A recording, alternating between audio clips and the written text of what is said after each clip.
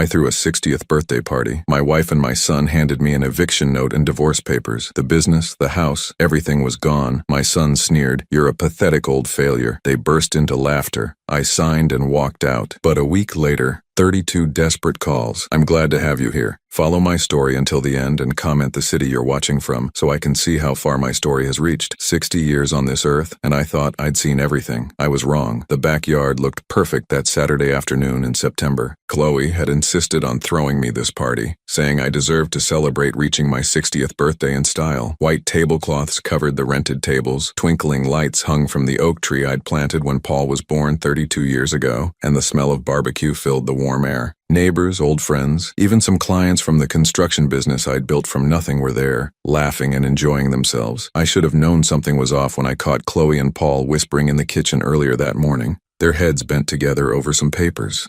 When I walked in, they quickly shoved everything into a manila envelope. "Just party planning stuff, honey," Chloe had said, flashing me that smile that used to make my heart race 25 years ago when we first met. Now I realize it was the same smile a snake shows right before it strikes. The first hour of the party went smoothly. My old friend Jim from the construction crew raised a toast to the hardest working man in the county, and everyone laughed when Mrs. Peterson from next door told the story about me fixing her roof during that terrible storm last winter, refusing to take a penny for it. But I kept noticing Paul checking his phone, and Chloe kept glancing at her watch. There was an energy between them, an excitement that felt wrong somehow, like they were waiting for something. It happened right after I blew out the candles on my chocolate cake, the one Chloe had ordered from that fancy bakery downtown instead of making herself like she used to do. I should have seen that as a sign too. "Dad, before we serve the cake, Chloe and I have something special for you," Paul announced, his voice carrying across the yard. Everyone turned to look at us, smiling faces expecting some heartwarming father-son moment. My chest swelled with pride. Maybe my boy had finally grown up, finally appreciated everything I'd done for him. The years of working 16-hour days to pay for his college, the business I'd built that would someday be his, the sacrifices I'd made so he could have opportunities I never had. Paul reached into that manila envelope, and my world came crashing down.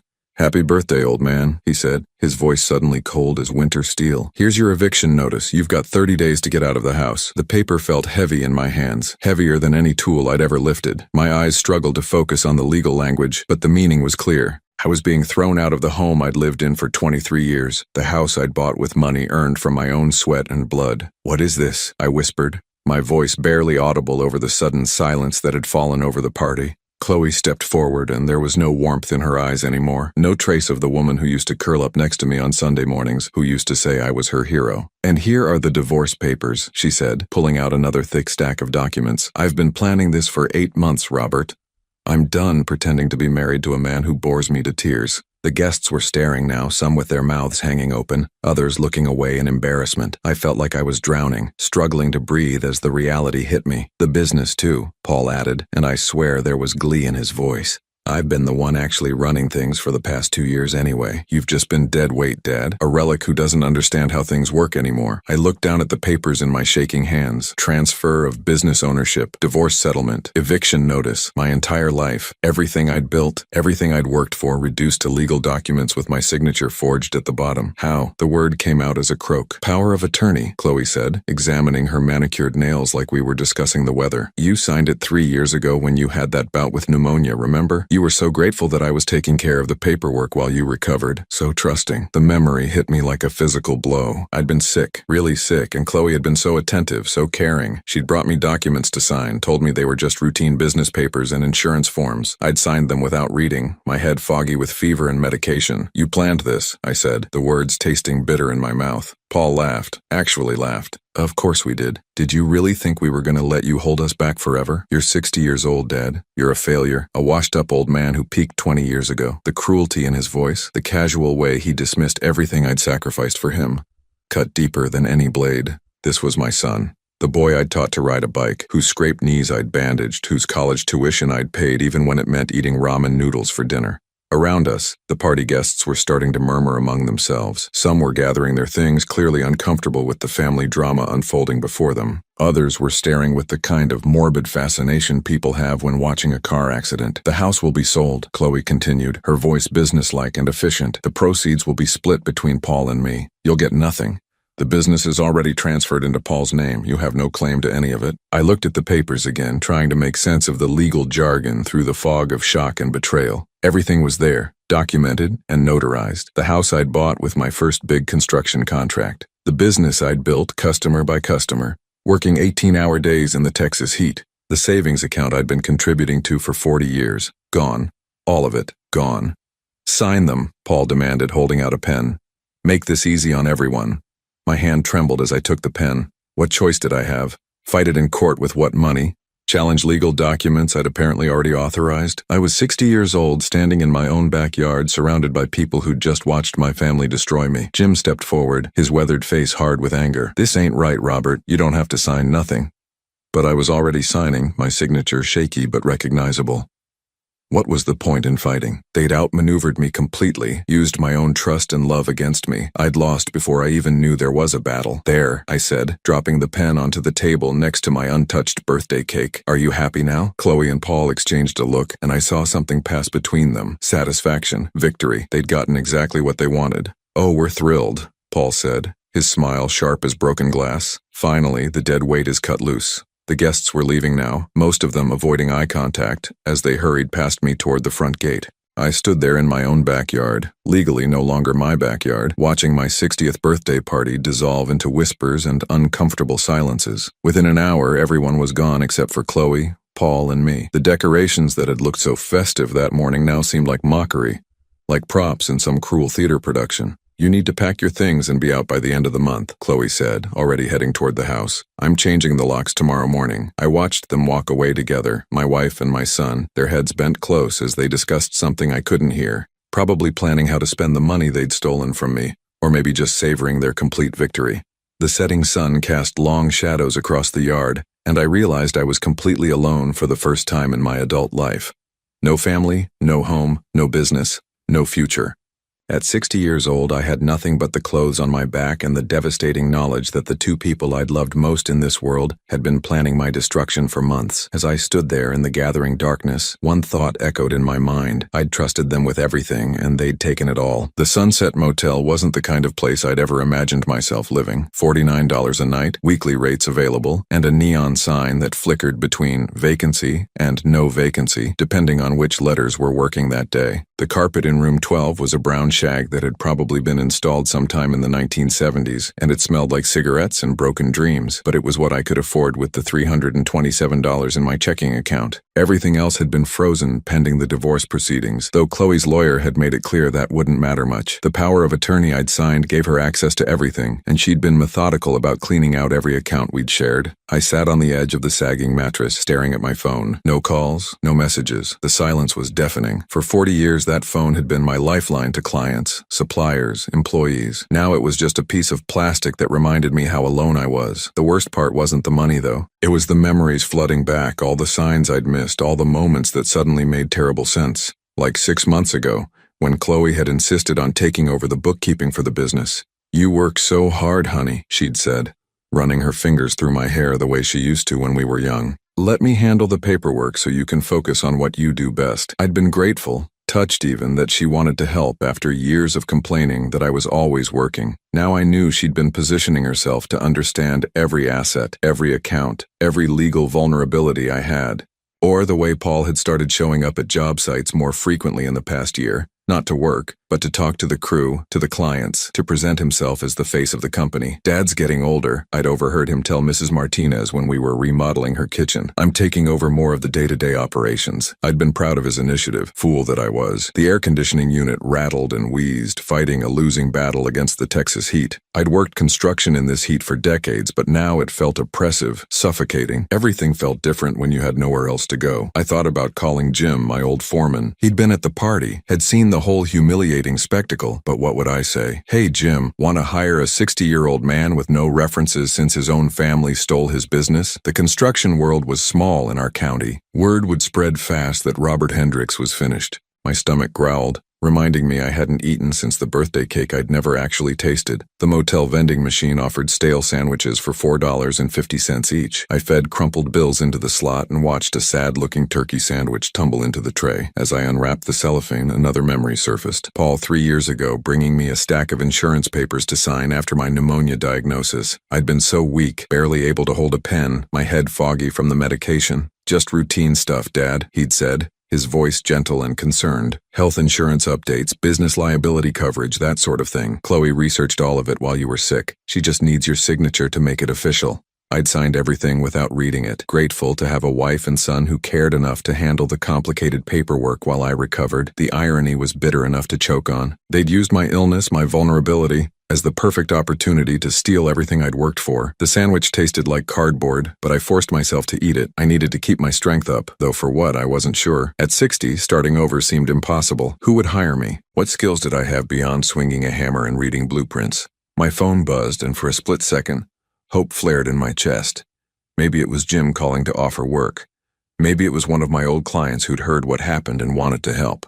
Maybe it was even Paul calling to say he'd made a terrible mistake. It was a text from Chloe. "Movers will be at the house Thursday to pack your belongings, only personal items, no furniture, no tools, no business equipment. Don't try to take anything that isn't clearly yours, even my tools." 40 years of collecting the best equipment money could buy. Tools that had built hundreds of homes and businesses across the county, and she was taking those too. I'd started with a basic hammer and a measuring tape when I was 20 years old, working day labor for $10 an hour. Every tool in my workshop represented a milestone, a successful job, a step up in the world. I typed back, "Those tools are mine. I bought them with my own money." Her response came back immediately. "Everything purchased during the marriage is community property. Check with your lawyer if you disagree." My lawyer, that was a joke. I'd called 3 different law firms that morning, and none of them would take my case without a substantial retainer. The cheapest quote I'd gotten was $15,000 up front, money I simply didn't have. Even if I did, Chloe had been planning this for months with expensive attorneys while I'd been obliviously swinging hammers and trusting my family. The walls of the motel room seemed to be closing in. I needed air, space to think. I walked outside into the parking lot where my pickup truck sat baking in the afternoon sun. At least they'd left me the truck. Probably because it was 12 years old and not worth much. Even then, I realized with a sinking feeling, I'd have to check whether the registration was in both our names. Across the street was a convenience store with a beer sign flickering in the window. For a moment, I considered buying a 6-pack, drinking away the pain and humiliation, but I'd seen too many men go down that road, watched good workers become unreliable drunks who couldn't hold a job. I wasn't going to give Chloe and Paul the satisfaction of destroying myself. Instead, I got in the truck and drove. No destination in mind, just the need to move, to feel like I had some control over something, even if it was just the direction I was heading. I ended up at the cemetery where my parents were buried. I hadn't visited in months, always too busy with work, with providing for a family that had been plotting against me. The headstones looked smaller than I remembered, weathered by 20 years of Texas storms. "I messed up, Dad," I said aloud, feeling foolish but needing to say the words. I trusted them, and they destroyed me. My father had been a simple man, a mechanic who'd worked at the same garage for 35 years until his heart gave out. He'd never had much, but he'd been respected in the community, known for his honesty and hard work. He'd been proud when I started my own business, prouder still when I married Chloe and gave him a grandson. "You always said family comes first," I continued, my voice cracking. "But what do you do when your family turns against you?" The wind rustled through the oak trees, carrying the scent of freshly cut grass and distant rain. I stood there until the sun started to set, trying to figure out what came next. How a 60-year-old man rebuilds his life from nothing. When I finally got back to the motel, there was a message on my voicemail. My heart leaped, thinking maybe someone had heard about my situation and wanted to offer help or work. It was Paul. "Dad, I heard you're staying at that dump on Highway 47. That's embarrassing. You're making the whole family look bad. Maybe if you'd been a better businessman, a better husband, you wouldn't be in this situation. Don't expect any sympathy from us. You brought this on yourself." I listened to the message 3 times, each replay driving the knife deeper. This was my son, the boy I'd carried on my shoulders, whose baseball games I'd never missed, whose college tuition had cost me $73,000 that I'd gladly paid because I believed in him. As I lay down on the lumpy mattress that night, staring at the water stain on the ceiling that looked like a map of some foreign country, I realized something had shifted inside me. The shock was fading, replaced by something else. Not quite anger yet, but a cold, hard understanding. They thought they'd beaten me. They thought 60 years old meant finished, powerless, ready to just fade away quietly. They'd calculated everything perfectly, or so they believed. But they'd made one mistake. They'd underestimated the man who'd built something from nothing once before. And as I drifted off to sleep in that terrible motel room, a single thought crystallized in my mind. They had no idea what they'd just awakened. The storage unit smelled like dust and old cardboard. 40 years of memories crammed into a 10 by 10 space that cost me $68 a month I could barely afford. Chloe had been true to her word about letting me have my personal items, though her definition of personal was narrow enough to fit through a keyhole. I'd managed to salvage some clothes, a few photo albums she'd deemed worthless, and 3 boxes of paperwork from my home office that she'd apparently overlooked in her systematic looting. Now sitting on an overturned crate in the sweltering heat, I was going through those boxes for the 3rd time, hoping to find something, anything, that might help me understand how I'd ended up here. Most of it was routine stuff: old tax returns, expired insurance policies, warranty cards for appliances that now belong to someone else. But at the bottom of the 2nd box, underneath a stack of utility bills from 1998, my fingers found something I'd completely forgotten about. A manila envelope, yellowed with age, with my mother's careful handwriting across the front. For Bobby, important papers do not throw away. My hands shook as I opened it. Mom had died 8 years ago, and I'd been so busy with the business and dealing with her estate that I just grabbed this envelope along with a bunch of other documents and stuffed them in a box. I'd meant to go through everything carefully, but there had always been another job, another deadline, another crisis that needed my attention. Inside were documents I'd never seen before. A savings account opened in 1972 in my name, with my mother listed as custodian. The last statement, dated 6 months before she died, showed a balance of $87,412. I stared at the number, certain I was misreading it. $87,000. Money I'd never known existed sitting in an account I'd forgotten about, growing quietly for decades while I struggled to build my business and support my family. There was a handwritten note from my mother paperclipped to the statement: Bobby, I started this account when you turned 18 with the $500 your grandfather left you. I added to it whenever I could, even if it was just $20 or $30 from my grocery money. I wanted you to have something for emergencies, for when life gets hard. The bank has instructions to contact you if anything happens to me. Love, Mom. My throat tightened as I read her words. $500 from my grandfather, a man I barely remembered, had grown into nearly $90,000 because my mother had quietly sacrificed for decades, skipping lunches and buying generic groceries to add to my emergency fund, and I'd been too busy, too focused on everyone else's needs to even know it existed. The bank information was right there on the letterhead. First National Bank of Cedar Grove, about 40 miles from where I was sitting. I grabbed my phone and called the number, my heart pounding as it rang. First National, this is Janet speaking. Hi, Janet.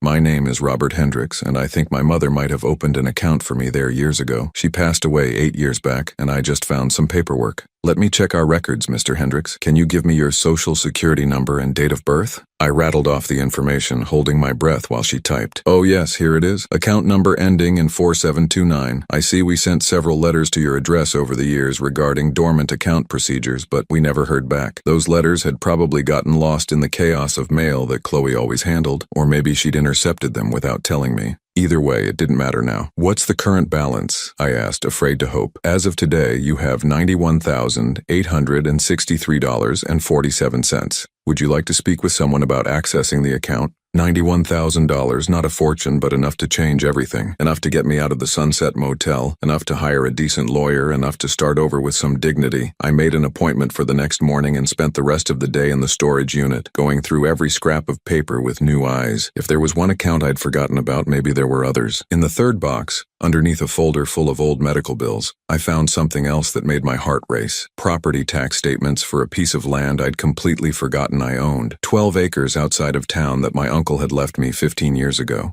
I'd paid the taxes faithfully every year, but never did anything with the land because it was too far from town to be useful for development. But according to these tax statements, the assessed value had been climbing steadily. What had been worth $22,000 in 2008 was now assessed at $137,000. The land was apparently in the path of the county's expansion, prime real estate for the suburban development boom that had been spreading outward from the city. I felt something I hadn't experienced in weeks: hope. That evening, I drove out to take a look at the land. It sat on on a hill overlooking a valley that was being rapidly filled with new subdivisions, a developer's dream, with highway access and city utilities already running along the road frontage. I could practically see the dollar signs. Back at the motel, I spread the documents across the little table by the window and did some quick math. The bank account plus the potential value of the land meant I had assets worth close to $230,000. Money that Chloe and Paul had no idea existed, accounts and property that predated my marriage and couldn't be touched by their lawyers. For the first time since that horrible birthday party, I allowed myself to smile. But as I organized the papers, another thought struck me. If I'd overlooked these assets, what else had I missed? What other mistakes had I made in trusting Chloe and Paul with my business and my life?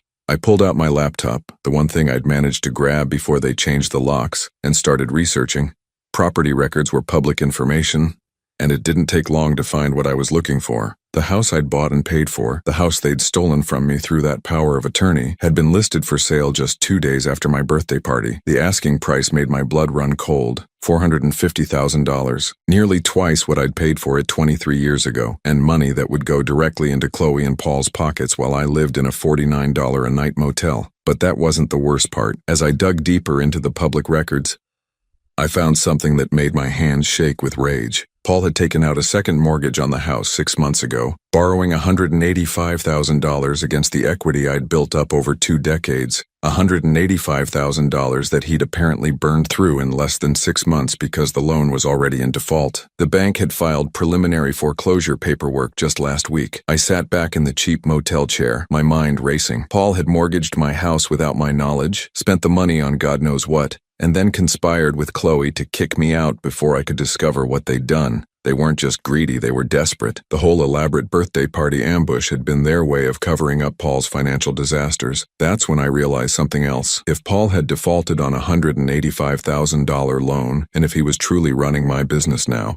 what kind of shape was the company in? I opened another browser window and started searching for Hendricks Construction. What I found made me sick to my stomach. 3 liens filed by suppliers in the past month. 2 lawsuits from clients claiming shoddy workmanship. A complaint filed with the Better Business Bureau alleging that the company had taken deposits for work that was never completed. My business, the company I'd built reputation by reputation over 4 decades, was being run into the ground by my own son. Paul had taken everything I'd worked for and was systematically destroying it, burning through client relationships and vendor trust that had taken me years to establish. I thought about all those afternoons he'd spent at job sites, talking to my crews, presenting himself as the new face of the company. He hadn't been learning the business. He'd been positioning himself to take over and cash out as quickly as possible, with no regard for the long-term consequences. As I sat there in that terrible motel room, surrounded by documents that told the story of my family's betrayal, I felt something shift inside me. The shock was gone, replaced by a cold, calculating anger. They thought they'd destroyed me, thought they'd reduced me to nothing more than a broken old man with no options. They had no idea I'd just found the tools I needed to fight back. I picked up my phone and scrolled through my contacts until I found the number for Tom Bradley, a lawyer I'd known for 20 years. Tom handled real estate deals and business formations, not family law.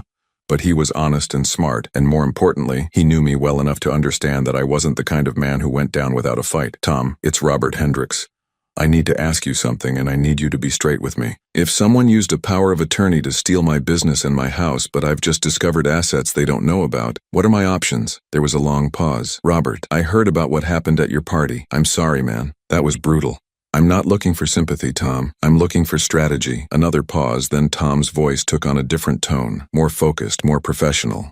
Meet me at my office tomorrow at 9. Bring everything you've got. If what you're telling me is true, we might have some options they haven't considered. As I hung up the phone, I looked around the shabby motel room one more time. Tomorrow, everything would change. Chloe and Paul thought they'd won, thought they'd reduced me to nothing. They were about to learn just how wrong they were. Tom Bradley's office hadn't changed much in the 20 years I'd known him. Same worn leather chairs, same law books lining the walls, same photo of his fishing boat on the desk. But the man sitting across from me had a different energy today. Sharp and focused as he spread my documents across his conference table. This is good, Robert. Really good, he said, adjusting his reading glasses as he studied the bank statements. The account predates your marriage by 15 years and the land inheritance is clearly separate property. Chloe's lawyers can't touch either one. I leaned forward, hardly daring to believe it. So I can access the money? Absolutely. In fact, I'd recommend you do it today before they figure out what you found. Tom picked up another document, frowning as he read. But this mortgage situation is troubling. Paul borrowed against your house without your knowledge, used the power of attorney I gave them when I was sick. I never authorized any loans. Tom's frown deepened. That could be fraud, especially if he represented himself as having your explicit consent for the borrowing. The fact that he's already in default. He shook his head. They're in serious trouble, Robert. Much more serious than they probably realize. We spent the next 2 hours going through everything I'd found. Tom made phone calls, pulled up public records on his computer, cross-referenced dates and documents. With each discovery, his expression grew grimmer. Your son has been busy, he said finally. Besides the mortgage default, he's got 3 outstanding judgments against the business, 2 tax liens, and what looks like a pattern of taking client deposits without completing work. The state licensing board has opened an investigation. My stomach clenched. How bad is it? Bad enough that the business is probably beyond saving. He's destroyed relationships it took you decades to build, burned bridges with every major supplier in the county. Tom leaned back in his chair. But here's the interesting part. Legally, you're still listed as the primary owner of the business license. Paul has signing authority through the power of attorney, but he never actually transferred ownership. I felt a spark of something that might have been hope. What does that mean? It means you still have options. You could revoke the power of attorney, resume control of the business, fire Paul as an employee. Tom's smile was grim. Of course, you'd also be inheriting all the debts and legal problems he's created. Or you could let the business fail completely, declare bankruptcy if necessary, and start fresh with your newly discovered assets. Clean slate, no encumbrances. I thought about that. 40 years of building Hendricks Construction, gone. All those satisfied customers. All those successful projects reduced to nothing because my son had no respect for what I'd built. I need to see for myself what's happening, I said. Can you get me access to the business records? Bank statements, vendor accounts, client files? Tom nodded. I'll draft a letter asserting your ownership rights and demanding full financial disclosure. They'll have to comply or risk criminal charges for fraud. That afternoon, I drove to the bank where my mother's account waited. The process was surprisingly simple. A few signatures, some identity verification, and suddenly I had a cashier's check for $91,863.47 in my pocket. I opened a new account at a different bank, one where Chloe had never set foot. For the first time in weeks, I had financial breathing room, but I wasn't ready to confront Chloe and Paul yet.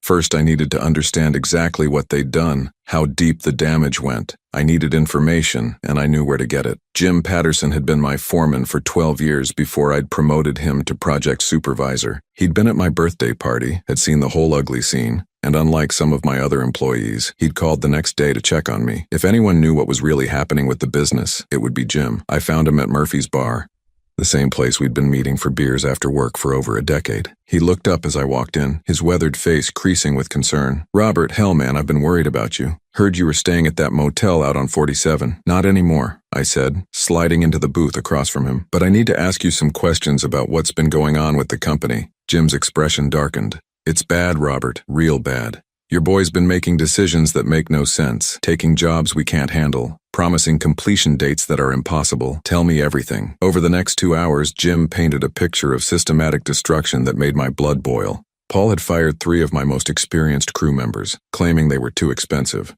He'd taken on a shopping center renovation that required permits and expertise we didn't have, promising the client completion in 6 weeks when it should have taken 16. He'd bought cheap materials from unvetted suppliers, materials that had failed inspection and had to be replaced at our expense. The Morrison job, Jim said, referring to a luxury home renovation we'd started in July. Paul promised them custom millwork that would cost us $37,000 to subcontract, but he only bid $18,000 for the whole job. When I tried to explain the math to him, he told me I was too old to understand modern business practices. What happened to the Morrison contract? They fired us last week, demanded their deposit back, which Paul had already spent. They're talking about suing for damages. Jim took a long pull from his beer. Robert, there ain't a supplier in the county who'll extend us credit anymore. Paul's been paying bills late, disputing legitimate charges, making enemies everywhere. I felt sick. Each story was another nail in the coffin of everything I'd built. How many jobs are we behind on? 7 active contracts, all of them problem jobs. 3 clients have already retained lawyers. Jim leaned forward, lowering his voice. And Robert, there's something else.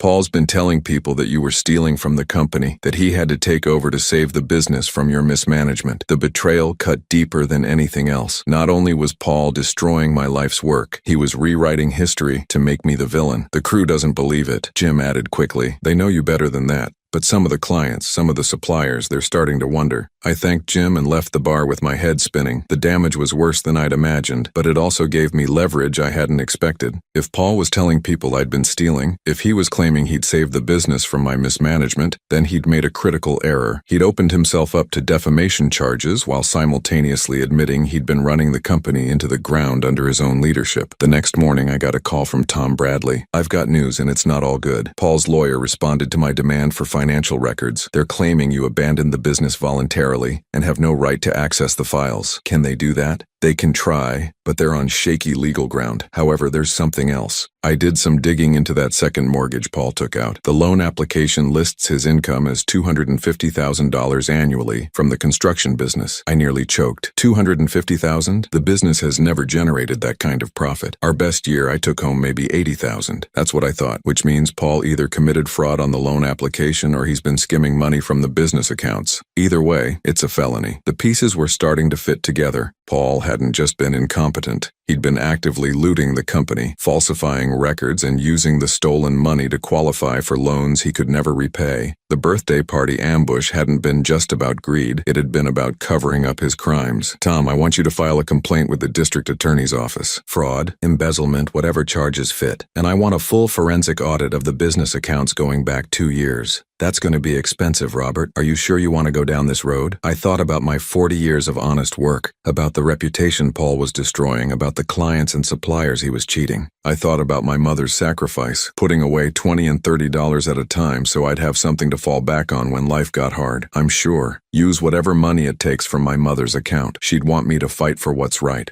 That evening, I sat in my new apartment, nothing fancy but clean and respectable, and made a list of everyone I needed to contact. Clients who'd been cheated, suppliers who'd been stiffed, employees who'd been unfairly fired, people who deserved to know the truth about what Paul had done. I wasn't ready to confront Chloe and Paul directly yet. They still thought I was a broken old man living in a motel, defeated and powerless. Let them keep thinking that while I gathered evidence, while I built my case, while I prepared to show them exactly what happened when you stole from the wrong man. My phone rang, interrupting my planning. Unknown number, but I answered anyway. "Robert, it's Margaret Morrison. Jim gave me your number. The Morrison job. The luxury renovation Paul had botched so badly they'd fired us and demanded their deposit back. Mrs. Morrison, I heard about the problems with your project. I'm sorry. That's why I'm calling. Your son told us you were no longer involved with the business, but frankly, we'd rather work with you. We know your reputation. Is there any chance you might be willing to finish our renovation as an independent contractor?" I looked around my modest apartment, at the documents spread across my table, at the evidence of Paul's destruction of everything I'd built. A slow smile spread across my face. "Mrs. Morrison, I think we can work something out." It was time to start fighting back. The first call came at 6:17 on a Tuesday morning, 3 weeks after I'd started working the Morrison renovation. I was already on the job site, measuring trim work in what would be their new master suite, when my phone started buzzing.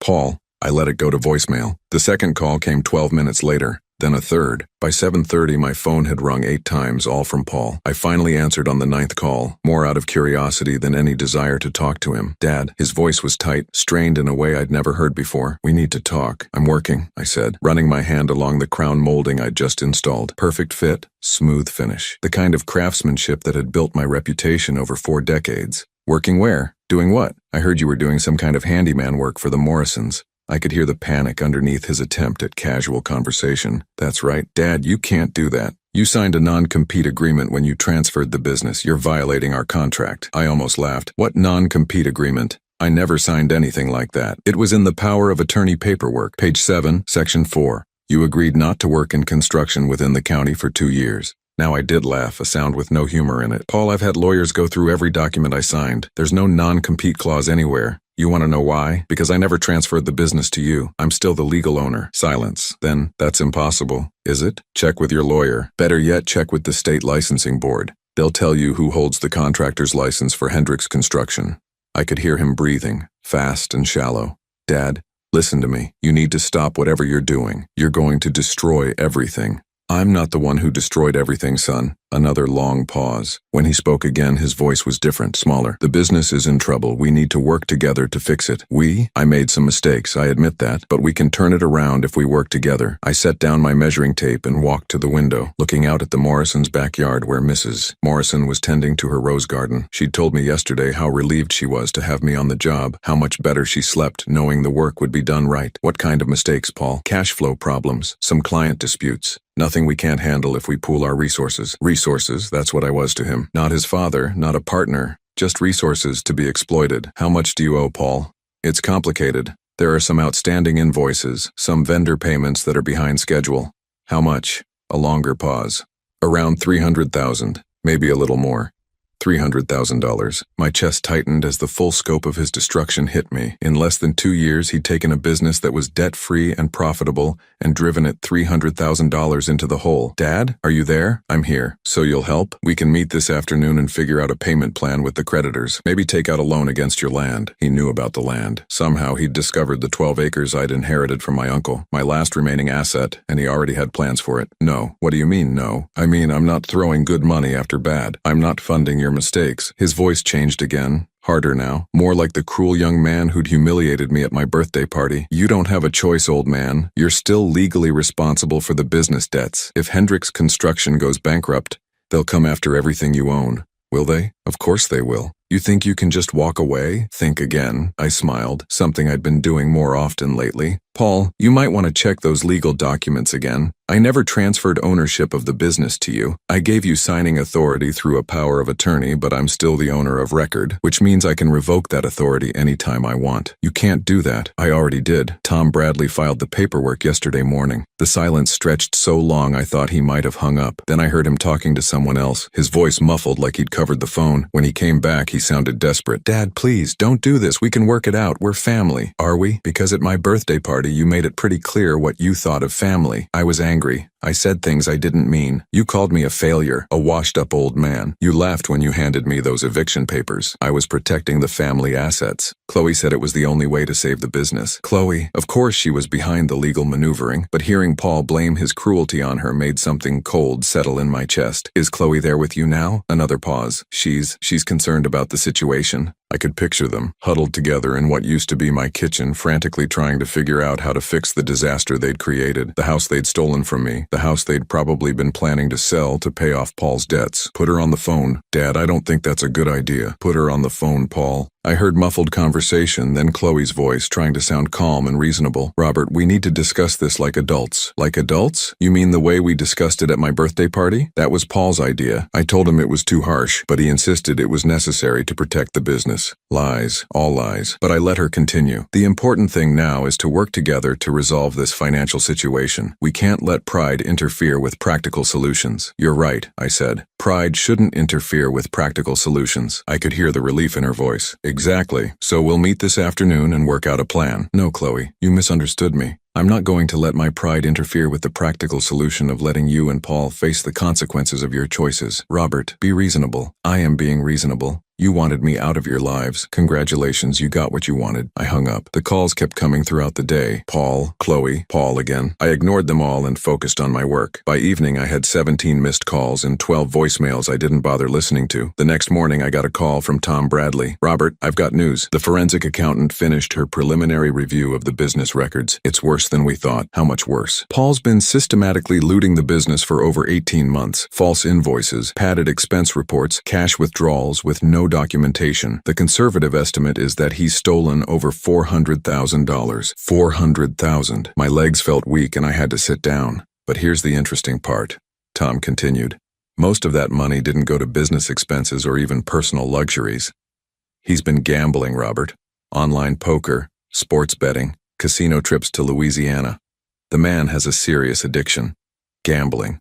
That explained the desperate borrowing, the risky business decisions, the complete disregard for long-term consequences. Paul hadn't just been incompetent. He'd been feeding an addiction that consumed everything I'd built. What are our options? Criminal charges for embezzlement and fraud, civil recovery for the stolen funds, and since you've revoked the power of attorney, you can shut down the business completely, terminate all contracts, and walk away from the debts he created. What about the employees, Jim and the guys who've been loyal to me? You could hire them for your new business. Start fresh, clean slate. Let Paul and Chloe deal with the creditors. That afternoon, I called a meeting with Jim and the 3 crew members who'd stayed loyal despite Paul's mismanagement. We met at Murphy's Bar, the same place where I'd learned the truth about what Paul had been doing. Boys, I'm starting a new company. Hendricks Construction is done, but I'm forming Hendricks Renovations. Same quality work, same standards, but without the baggage. Jim grinned. When do we start? Monday morning. Jim, you'll be my partner. 20% ownership. The rest of you get a raise and profit sharing. They were all smiles and handshakes until my phone started ringing again. Paul calling for what must have been the 30th time that day. This time I answered, Dad, thank God. We've been trying to reach you all day. I've been busy. We need to meet. Tonight. It's urgent. Something in his voice was different. Not angry, not demanding. Broken. Why? The creditors are demanding immediate payment. If we don't come up with $200,000 by Friday, they're going to file criminal charges for fraudulent business practices. Criminal charges. The reality was finally hitting them. And you want me to save you. We're desperate, Dad. The house is going into foreclosure. Chloe's credit cards are maxed out. We have nothing left. I looked around the bar at the men who'd stood by me, who'd believed in the quality and integrity I'd spent 40 years building. Then I thought about the Morrison job, nearly complete now, with Mrs. Morrison so pleased she'd already recommended me to 3 of her neighbors. Paul, I want you to listen to me very carefully. I'm listening. When you handed me those papers at my birthday party, when you called me a failure and a washed-up old man, when you laughed at my humiliation in front of all those people, what did you think would happen? Dad, I was wrong. I admit that, but we can fix this. No, Paul, we can't fix this, because there is no we anymore. You made that clear 3 weeks ago. I could hear him crying now, actually crying. Please, Dad, I'm begging you. We'll lose everything. You already lost everything. The day you decided to betray me was the day you lost the only person who would have helped you through anything. I hung up and turned off my phone. Jim raised his beer. To fresh starts, he said.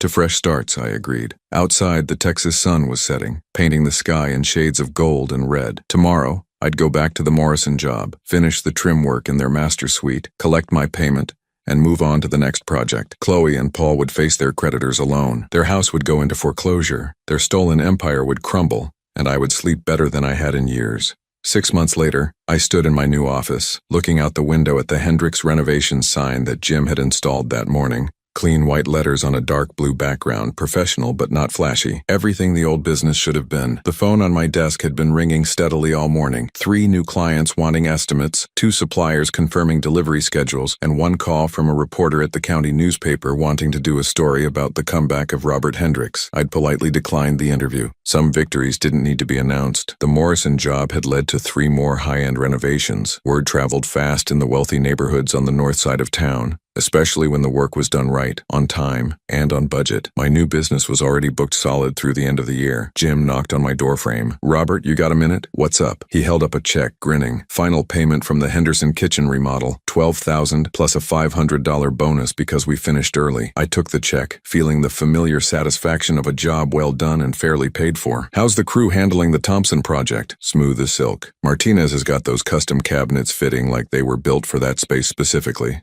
Jim's grin widened, which they were, thanks to your measurements. It was the small things that mattered. Precise measurements, quality materials, honest communication with clients. The fundamentals I'd built my reputation on before Paul had nearly destroyed it all. Any word from the old creditors? Jim asked, his tone carefully neutral. I shook my head. Tom Bradley had fielded a few calls from lawyers representing various companies that Paul had stiffed, but they'd quickly realized that going after me personally would be expensive and ultimately fruitless. I documented everything, proved that Paul had acted without my knowledge or consent in the financial decisions that destroyed the business. What about Paul and Chloe? That was the question I'd been expecting. In a county this size, it was impossible to completely avoid news about people you'd once been close to, especially when their downfall was as spectacular as theirs had been. Haven't heard from them directly, I said, but Sarah Collins mentioned she saw Chloe working at the diner on Highway 19. Jim nodded. Sarah was one of our regular suppliers, and gossip traveled fast in the small business community. The news about Chloe working as a waitress at a truck stop diner wasn't exactly surprising, but it still felt surreal. The woman who'd once spent $300 on a single shopping trip at the mall, who'd complained when I suggested we eat at chain restaurants instead of the expensive places downtown, now serving coffee and burgers to truckers and construction workers. And Paul? Last I heard, he was doing day labor for Martinez Construction, when he can get it. That stung more than I'd expected. Martinez Construction was my biggest competitor, but Miguel Martinez was a good man who ran an honest business. If he'd hired Paul for day labor,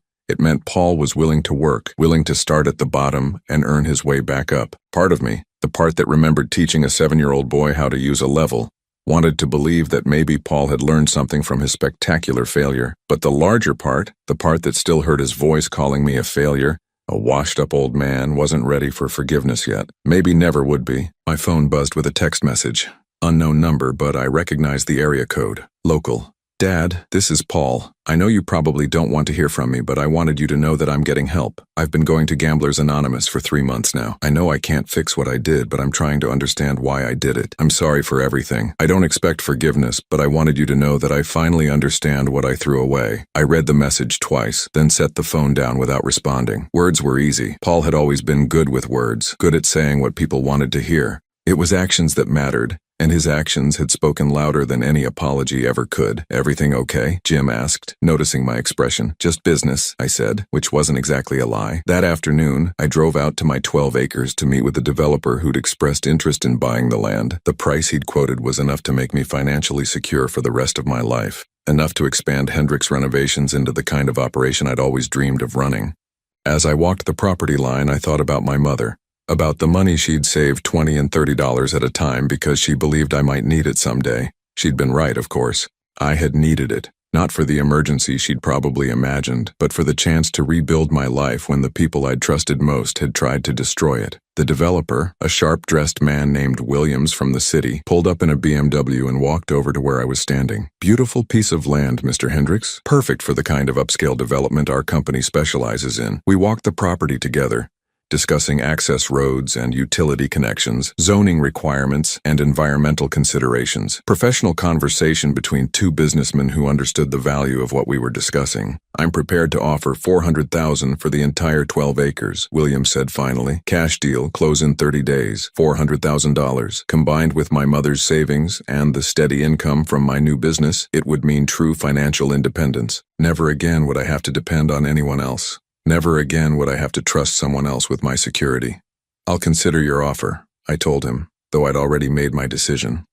That evening, I sat on the porch of my apartment, watching the sunset paint the sky in familiar shades of gold and red. My phone had been silent all afternoon. No more messages from Paul, no desperate calls from Chloe. The crisis that had driven them to reach out to me had apparently passed, or maybe they'd finally accepted that I wasn't going to save them. Either way was fine with me. A knock at my door interrupted my thoughts. I wasn't expecting anyone, and for a moment I wondered if Paul had decided to show up in person. But when I opened the door, I found Margaret Morrison standing there with a bottle of wine and a warm smile. I hope you don't mind me dropping by unannounced, she said. I wanted to thank you again for the beautiful work you did on our house. Margaret was a widow, probably close to my age, whose husband had died 2 years earlier, leaving her with a house that needed extensive renovation. We'd gotten to know each other during the month I'd spent working on her project, sharing coffee breaks and conversations about everything from construction techniques to the challenges of starting over in your 60s. Not at all, I said, stepping aside to let her in. Would you like to see the sunset from the porch? We sat on my small porch, sharing the wine and watching the sky darken. Margaret told me about her garden, about the book club she'd joined, about the volunteer work she was doing at the animal shelter. Simple pleasures, the kind of contentment that came from building a life based on genuine connections rather than obligations and manipulation. Can I ask you something personal? She said after a comfortable silence. Sure. Do you ever regret it? Walking away from your family the way you did?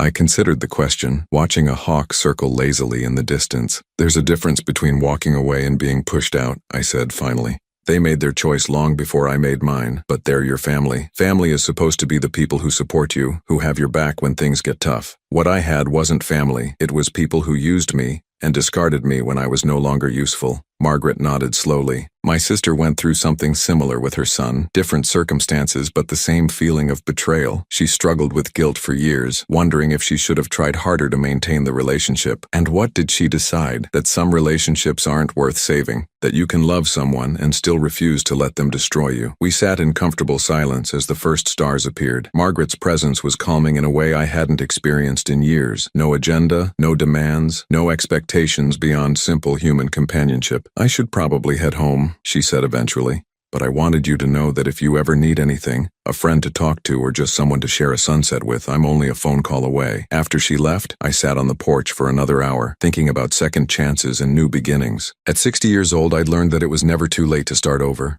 Never too late to build something better than what you'd lost. My phone buzzed once more. Another text, this time from Chloe. Robert, I know we hurt you badly. and I know we don't deserve forgiveness, but I want you to know that I understand now what we threw away. You were a good man, and we treated you terribly. I'm sorry. I read the message, then deleted it without responding. Some apologies came too late, when the damage was too complete to repair. I'd learned to live without their approval, without their presence in my life, and I'd discovered that I was better off without them.